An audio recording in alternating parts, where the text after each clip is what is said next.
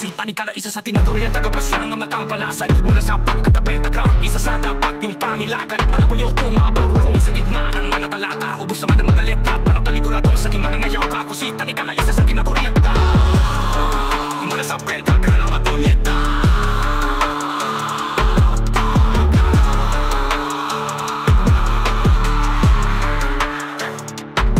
Nagbabalik at muling maghahasik ng lupit sa pasit ng mga parang dikit-dikit.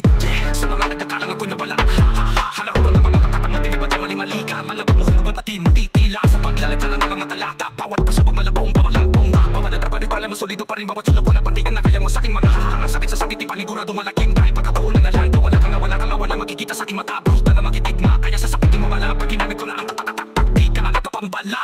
Sige lumapan ka, habang pinahirapan ka, puputulan. Nakita na ba? Sige habol pa, dikit-dikit na kahit gumapan ka.